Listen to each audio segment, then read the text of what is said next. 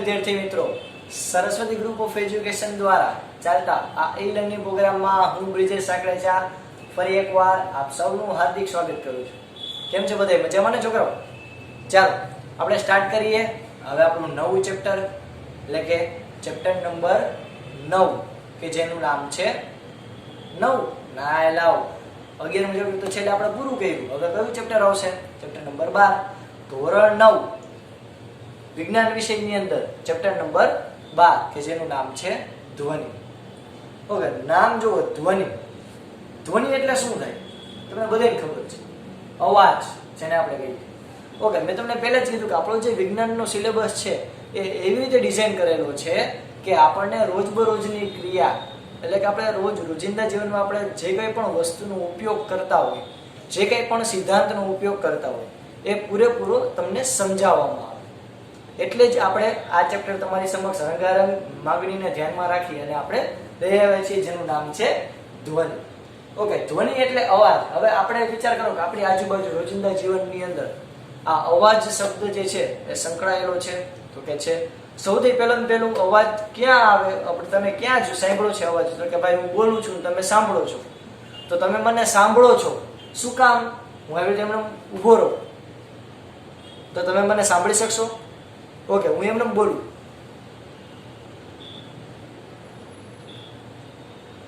જો સંભળાણો કાંઈ ન સંભળાણો. શું કામ? કારણ કે મેં અવાજ જ ઉત્પન્ન નહોતો કર્યો. તો અવાજ ઉત્પન્ન કરું તો તમે સાંભળી શકો અને તો તમે સમજી શકો કે હું શું કહેવા માંગુ છું.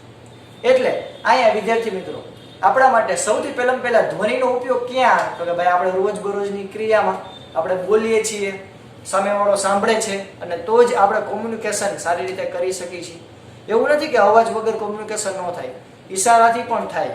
પણ આ એક હું એમ કહું છું અગત્યનો એક પરિબળ છે કોમ્યુનિકેશન માટે. ક્લિયર? ઓકે, આ સિવાય આપણે ઘણી બધી પ્રક્રિયામાં આપણે ધ્વનિનો ઉપયોગ કરતા હોય. જેમ કે પંખો ફરે છે, તો પંખો ફરતો હોય તો તમે જુઓ, ધ્યાનથી ઓબ્ઝર્વ કરો. જો તમે જ્યાં બેઠા છો ત્યાં પણ ઉપર પંખો ફરતો હોય તો તમે ત્યાં ધ્યાનથી ઓબ્ઝર્વ કરો, અવાજ આવતો હોય છે. ઓકે, તમે રસ્તા ઉપર નીકળો, વાહનોનો અવાજ આવે છે તો એ થયું ધ્વનિ. ઓકે, તમે વહેલી સવારે મસ્ત મજાની કસરત કરતા હોય, ટચાકા બચાકા બોલતા હોય તો જો હાડકા પણ આવી રીતે આમ આખા મચકોડાતા હોય તો હાડકા પણ ટચક અવાજ કરે. આ સિવાય તમે વહેલી સવારે મસ્ત મજાની કસરત કરતા હોય તો ત્યારે પંખીઓ હોય એ મસ્ત મજાનો કલરવ કરતા હોય, એટલે કે પક્ષીઓનો અવાજ તમને સંભળાય. ઓકે, તો તમને રોજબરોજની ક્રિયામાં મારે તમને વધારે કંઈ સમજાવવાના, વધારે ઉદાહરણ દેવાની જરૂર નથી. પણ તમે બધા સૌ જાણો જ છો કે આ ધ્વનિ જે છે એટલે કે અવાજ આપણે રોજિંદી ક્રિયાઓમાં કેવી રીતે સંકળાયેલો છે. હવે આપણે આજે એ સમજવાનો પ્રયત્ન કરશે આ ચેપ્ટરની મદદથી કે આ ધ્વનિ કેવી રીતે ઉત્પન્ન થાય છે. ઓકે, અને આપણે એનો કઈ રીતે ઉપયોગ કરી શકીએ એમ છીએ. ઓકે, ચાલો સ્ટાર્ટ કરીએ. તો આપણું ચેપ્ટર જે છે, ચેપ્ટરનું નામ છે ધ્વનિ. ઓકે, હવે તો સૌથી પહેલા આપણે એ સમજવું પડે ધ્વનિ શું છે. તો કે ભાઈ સિમ્પલ સાદી વ્યાખ્યા, ધ્વનિની કઈ પણ વ્યાખ્યા નથી, પણ આપણે આવી રીતે સારી રીતે દર્શાવી શકીએ, સરળતાથી સમજી શકીએ. એના માટે મસ્ત મજાનું સેન્ટેન્સ આપેલું છે કે ધ્વનિ એ ઉર્જાનું એક સ્વરૂપ છે. કેનું સ્વરૂપ છે? ઉર્જાનું સ્વરૂપ છે. ઓકે, નથી તમારું સ્વરૂપ કે નથી મારું સ્વરૂપ. ધ્વનિ શું છે? તો કે ભાઈ ધ્વનિ એક ઉર્જાનું સ્વરૂપ છે. ઘણી બધી ઉર્જા આપણે જોઈ, ઉષ્મા ઉર્જા, સ્થિતિ ઉર્જા, અને પહેલાના ચેપ્ટરમાં જોઈ ગતિ ઉર્જા, ઓકે, ગુરુત્વીય ઉર્જા. તો કેટલી બધી ઉર્જા છે, ગતિ ઉર્જા, સ્થિતિ ઉર્જા, ગુરુત્વીય ઉર્જા, વિદ્યુત ઉર્જા, પ્રકાશ ઉર્જા, ઉષ્મા ઉર્જા. ઓકે, તો આવી ઘણી બધી ઉર્જા છે. આ ઘણી બધી ઉર્જાની સાથે જ આ નવી ઉર્જા આપણે એડ કરીએ છીએ એમાં જેનું નામ છે ધ્વનિ ઉર્જા. એટલે ધ્વનિ ઇઝ નથિંગ બટ ઇટ શું છે? તો કે એ એક પ્રકારની ઉર્જાનું સ્વરૂપ છે કે જે એક જગ્યાએથી બીજી જગ્યાએ વહન પામે છે. હું અહીંયાથી બોલું છું, તમે સાંભળો છો તો ધ્વનિ તમારા સુધી આવે છે એટલે તમે સાંભળો છો. ઓકે, હું અહીંયાથી બોલું છું તો કોઈ અમેરિકામાં કોઈ વ્યક્તિ રહે છે એ મને નથી સાંભળતો. શું કામ? કારણ કે મારી ધ્વનિ ત્યાં સુધી પહોંચતી જ નથી. મોબાઈલના માધ્યમથી પહોંચે છે, બરોબર, લેપટોપના માધ્યમથી પહોંચશે, એમાં હું ના નથી પાડતો. યુટ્યુબના માધ્યમથી પહોંચશે, એમાં હું ના નથી પાડતો. પણ અહીંયા હું એમને રૂમમાં ઊભા હું બોલતો હોય તો મારા રૂમમાં ઊભો બોલું તો મારી આજુબાજુના કદાચ કહેવાય કે 100 મીટરની અંદરની કોઈ રેન્જ હશે, એમાં કોઈ વ્યક્તિ મને સાંભળી શકશે. પણ હું અહીંયા બોલતો હોય તો તમે ત્યાંથી કંઈ બોલતા હોય તો એને કઈ દૂર દૂર અમેરિકા, ગ્રીનલેન્ડ, કેનેડા કઈ ત્યાંથી કોઈ સાંભળશે નહીં. ઓકે, તો ધ્વનિ એક પ્રકારની ઉર્જાનું સ્વરૂપ છે કે જે એક જગ્યાએથી બીજી જગ્યાએ શું થાય છે, વહન પામે છે. આપણે એનો અનુભવ કરવો હોય તો કઈ ફટાફટ બીજા સેન્ટેન્સમાં જશે કે જે આપણા કાનમાં શ્રવણની સંવેદના ઉત્પન્ન કરે છે. શું બોલે છે? શ્રવણ એટલે તો કે સાંભળવું. શ્રવણ એટલે તો કે સાંભળવું. તો કે શ્રવણની સંવેદના ઉત્પન્ન કરે છે. સંવેદના એટલે તો કે કંઈક ફેરફાર થવો, કંઈક અંદર ઝંઝણાટી બોલે છે. કાનની અંદર તમને બધાને ખબર છે પડદો આવેલો છે. ઓકે, તો એ પડદો જે સતત ધ્રુજે છે કે જેને કારણે તમે કોઈ વ્યક્તિ બોલે છે એને સાંભળી શકો છો. કોઈ વ્યક્તિ બેરાશ થઈ જાય, કોઈ વ્યક્તિ બેરાશ અનુભવે, તેનું કારણ શું? તો કે ભાઈ એની અંદરનો પડદો પતી ગયો છે. ઓકે, તો એના યોગ્ય ઈલાજ દ્વારા તમે કહેવાય કે સારું સાંભળી શકો છો. ફરી પાછું પણ એનો મિનિંગ શું થયો?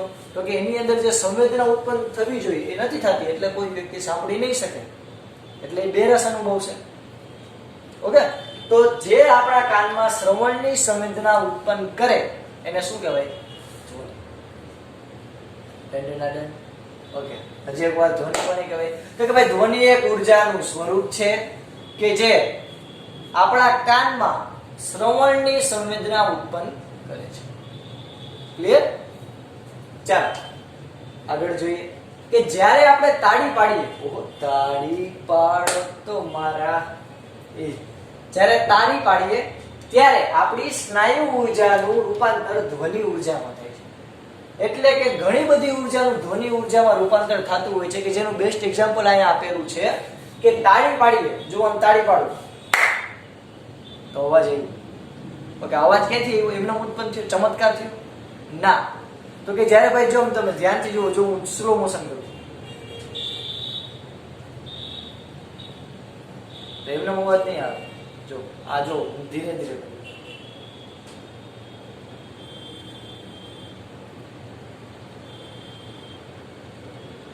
પહેલા હું આમ જ કરતો હતો, અત્યારે હું આમ જ કરું, પણ જો હું ધીરે ધીરે કરું તો નહીં આવે.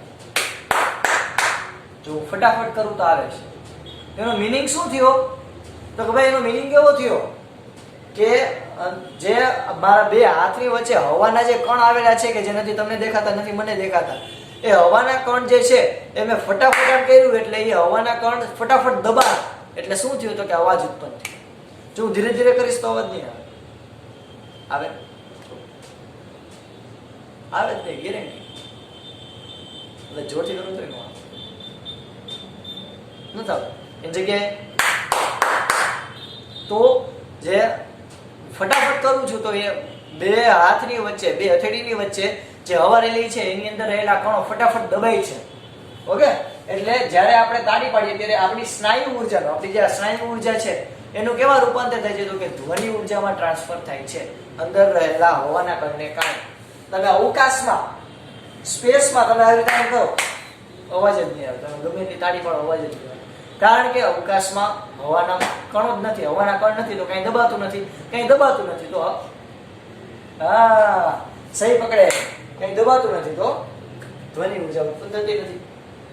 ઓકે, ક્લિયર થયું છોકરાઓ? ધ્વનિ એક ઉર્જાનું સ્વરૂપ છે. એક આપણા કાનમાં શ્રવણની સંવેદના ઉત્પન્ન કરે છે. જ્યારે આપણે તાળી પાડીએ ત્યારે આપણી સ્નાયુ ઉર્જાનું ધ્વનિ ઉર્જામાં રૂપાંતર થાય છે. આ ધ્વનિ ઉત્પન્ન કરવાનું કારણ શું? તમને પ્રશ્ન થાય, સાહેબ તમે બધું કીધું, બધું સમજાઈ ગયું, પણ આ ધ્વનિ ઉર્જા ઉત્પન્ન થવાનું કારણ? તો કે ભાઈ એનું કારણ છે કંપન. હજી એક વાર મારી હારે, એનું કારણ છે કંપન. ઓકે, કંપન શું છે? તો ભાઈ કંપન એટલે તો કે ભાઈ સાવ ગુજરાતી કાઠિયાવાડી ભાષામાં કહું ને તો ભાઈ કંપન એટલે તો કે ધ્રુજવું. શું થાય? કંપન એટલે ધ્રુજવું. કોઈ વસ્તુ બરાબર ધ્રુજતી હોય, કોઈ વાઇબ્રેટ મોડમાં હોય, અવાજ આવતો હોય તો એને શું કહેવાય? કંપન.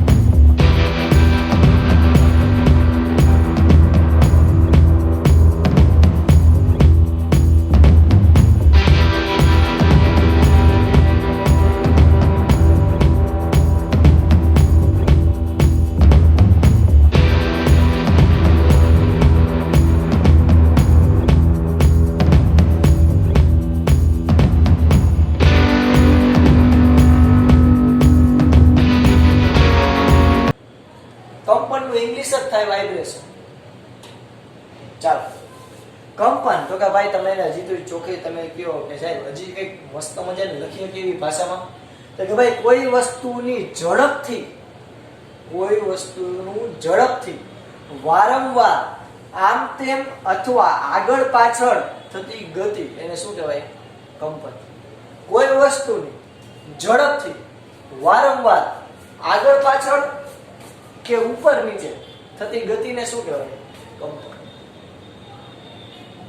ઓકે, એની એક્ટિવિટી કહું, તમે ધ્યાનથી જોજો. તમારા કાન જે છે એની નજીક આ હાથ લઈ આવો, જોરથી આવી રીતે આમ કરો, જોરથી આવી રીતે આમ કરો. જો તમને અહીંયા કઈ અવાજ સંભળાશે, શેનો અવાજ છે? તો કે ભાઈ આપણો જે હાથ છે એ હાથને આપણે ઝડપથી વારંવાર આપણે ઉપર નીચે કર્યું છે. ઉપર નીચે હાથ, જો ફટાફટ કરું.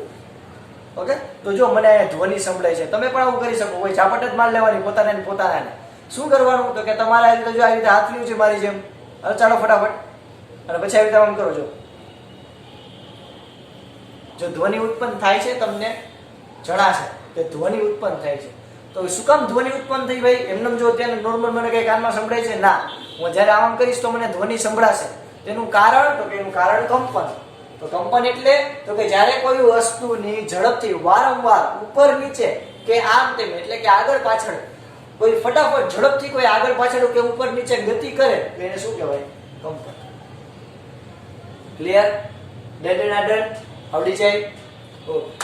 હવે ધ્વનિ, આ જો બહુ અગત્યનો મુદ્દો છે છોકરાઓ, કે ધ્વનિ હંમેશા કંપિત વસ્તુઓ દ્વારા જ ઉદ્ભવે છે, નથી તમારા દ્વારા કે નથી મારા દ્વારા. આ ધ્વનિ હંમેશા કેના દ્વારા ઉદ્ભવશે? તો કે ભાઈ ધ્વનિ હંમેશા કંપિત વસ્તુઓ એટલે કે ધ્રુજતી વસ્તુઓ દ્વારા જ, એટલે કે કોઈ ગતિમાં હોય, સ્થિર પડેલી હજળબમ નહીં, કોઈ ગતિમાં આવતી કોઈ વસ્તુ હોય, કોઈ કંપન કરતી વસ્તુ હોય, તેના દ્વારા જો, ફક્ત તેના જ દ્વારા ધ્વનિ ઉત્પન્ન થાય છે.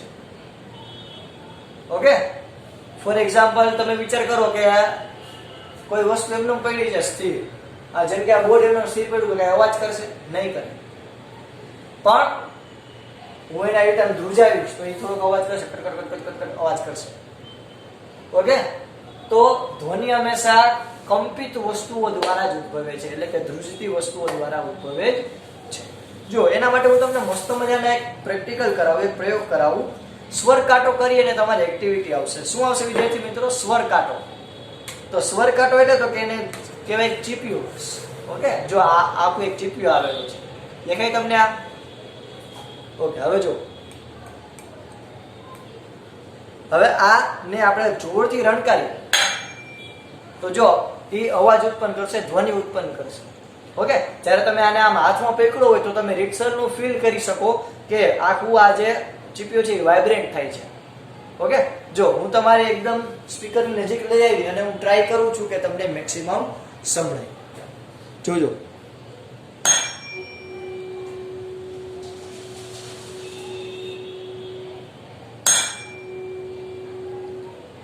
જો તમે ધ્યાનથી જુઓ તો જો ધ્રુજતું હોય છે.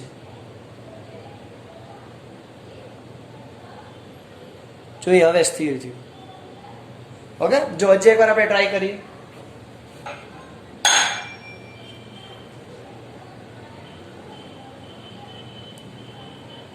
ઓકે, ધ્રુજે છે, જો ધીરે ધીરે શાંતિ. તો આને કહેવાય સ્વર કાંટો, તો સ્વર ચીપિયું, તમે જે કહ્યું. બરોબર? તો આનો તમે રીતસર એક અનુભવ કરવો હોય તો તમે કરી શકો કે કોઈ નાની એમ જે પ્લાસ્ટિકની બોલ હોય, દડી હોય, જેને આપણે કહીએ, ત્યાં આમ બાજુમાં રાખી લટકાવી, આમ દોરીથી લટકાવી દેવાની, આમ રાખવાની, અને આમ જોરથી આમ કરીને આમ કરવાનું, એટલે તમે જુઓ એ બોલ હોય આમ ગતિ કરવાનું છે. જોવું તમારે ટ્રાય કરશે આપણે. જુઓ, રેડી? ઓકે, ચાલો આપણે એવું રીતે કપડામાં આપણે ટ્રાય કરીએ. જો કદાચ થઈ જતું હોય તો. ચાલો, રેડી? ક્લિયર થયું? તો આ સ્વર કાંટાની મદદથી સમજાણું. આને કહેવાય સ્વર કાંટો. એના આ જે બે છેડા હોય ત્યાં કંપન અનુભવે. તમારી ઘરે પણ આવો એક ચીપી હોય છે, ઓકે, જેની મદદથી, ચીપીઓ કહું છું નોર્મલ, કે જેની મદદથી મમ્મી છે એ રોટલી શેકતા હશે, તો એ ચીપીઓ હોય, ચીપિયાને ટ્રાય કરજો, ચીપિયાને આવી રીતે આમ પછાડજો, તો એના જે બે છેડા છે છેડા આમ વધારે અલગ ડુલગ કરવા મળશે. તો ભાઈ તમે તો એને પછાડ્યો તો એ અલગ ડુલગ કરશે, એટલે કે એ કંપન કરશે. તમે એ કંપન કરશે, તમે ધ્યાનથી આમ સાંભળશો ને તો એ અવાજ ઉત્પન્ન. ક્લિયર? ચાલો, આટલું ક્લિયર થયું. આપણે અમુક એક્ઝામ્પલ લઈ લઈએ. તો કે ભાઈ તાળી પાડીને હવાના બંને ત્રણને કમ્પિત કરી, મેં કીધું એમ કે આપણે તમે તાળી પાડો એટલે અંદર રહેલી હવા જે છે એ ફટાફટ દબાઈ જાય, એટલે અવાજ આવે. કમ્પિત કરીને વાયોલિનને ધીમું અફાડીને, વાયોલિન, તો વાયોલિનને મસ્ત મજાનું આવી રીતે અફાડીને એટલે કે આમ ઘસીને તમે ધ્વનિ ઉત્પન્ન કરી શકો. સિતારના તાર હોય ને પકડીને ખેંચીને એમ પણ તમે કરી શકો. વાંસળીમાં હવા ફૂંકીને, વાંસળી વગાડે કાનડો, તો આ વાંસળીમાં હવા ફૂંકીને પણ તમે કરી શકો. મનુષ્યના શરીરમાં અંદરના વાક તંતુને કંપન કરાવીને, તમે 8મા ધોરણમાં ધ્વનિ ચેપ્ટર હતું એમાં તમે ભણી ગયા કે મનુષ્યનું જે શરીર હોય એમાં અહીંયા સ્વર પેટી આવેલી હોય, એની અંદર 2 સ્નાયુઓ આવેલા હોય જેને વાક તંતુઓ કહેવાય. ઓકે, વાક તંતુ સતત ધ્રુજતા હોય કે જેને કારણે આપણે બોલી શકતા હોય. જે વ્યક્તિને વાક તંતુમાં ખામી હોય તો એ બોલી ન શકે. ઓકે, પંખી પોતાની પાંખ ફફડાવે, કોઈ જોજો પંખી પાંખ ફફડાવે તો અવાજ આવે. માખીની ઉડવાની વિશિષ્ટ રીતને કારણે, તો માખી જો એકદમ જે અવાજ આવે, તો શેનો અવાજ? તો કે ભાઈ માખી પોતાની પાંખ એટલી બધી ઝડપથી ફેરાવે છે, એટલી બધી ઝડપથી આમ ફફડાવે છે, એટલી બધી ઝડપથી કંપન કરાવે છે કે જેથી મોટો બધો અવાજ ઉત્પન્ન થાય છે. ઓકે, માખીનું કદ નાનું હોય એટલે વાંધો ન આવે, બાકી બહુ માખી હાથી જેવડી હોત ને તો બહુ મોટો અવાજ ઉત્પન્ન કરે. તો માખી એકદમ નાની હોય કે જે ખૂબ જ વધારે ગણગણાટ ભર્યો અવાજ ઉત્પન્ન કરે છે, એટલે કે બહુ વધારે પોતાની પાંખને કંપન કરાવે છે, ધ્રુજાવે છે કે જેને કારણે બહુ મોટો ધ્વનિ, મીન્સ કે જે નજીક આવે તે ગણગણ અવાજ ઉત્પન્ન થાય છે. વિવિધ વસ્તુઓને આંચકો આપી કે ધ્રુજાવીને, કોઈ પણ વસ્તુને ધ્રુજાવો કે આંચકો આપો તો અવાજ ઉત્પન્ન થાય. વિશ્વાસ ન હોય તો ધરતીકંપને જોઈ લો. ખેંચેલ રબર બેન્ડ ને વચ્ચેથી છોડી દેતા રબર બેન્ડ કંપન કરે છે. આ 10મું નથી, 9મું છે. ઓકે, તો ખેંચેલ રબર બેન્ડ ને વચ્ચેથી છોડી દેતા એ રબર શું કરશે? તો કે આમ ધ્રુજશે, એટલે કે કંપન અનુભવશે. ઓકે વિદ્યાર્થી મિત્રો, તો આ 9 ઉદાહરણ હતા. ધ્વનિ વિશેની બેઝિક માહિતી મેળવી. ધ્વનિ શું છે? તો કઈ પ્રકારની ઉર્જાનું સ્વરૂપ છે. ઓકે, એ આપણે કાનમાં શ્રવણની સંવેદના ઉત્પન્ન કરે છે.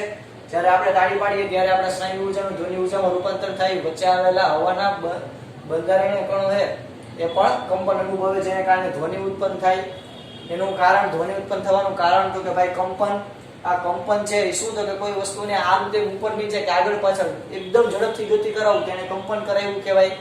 આ કંપન માટેના એક્ઝામ્પલ તો કે આટલા બધા, પણ ધ્વનિ હંમેશા કંપિત પદાર્થ એટલે કે કંપન કરતા પદાર્થ દ્વારા જ ઉદ્ભવે છે. જેના આ 9 એક્ઝામ્પલ ક્લિયર થયું. આ સિવાય પણ ઘણા બધા એક્ઝામ્પલ અવેલેબલ છે, પણ આપણે તેને 9 ધ્યાનમાં લીધા છે. ઓકે વિદ્યાર્થી મિત્રો, તો ફટાફટ તમારા રંગબેરંગી પેનથી બુકની અંદર લખી.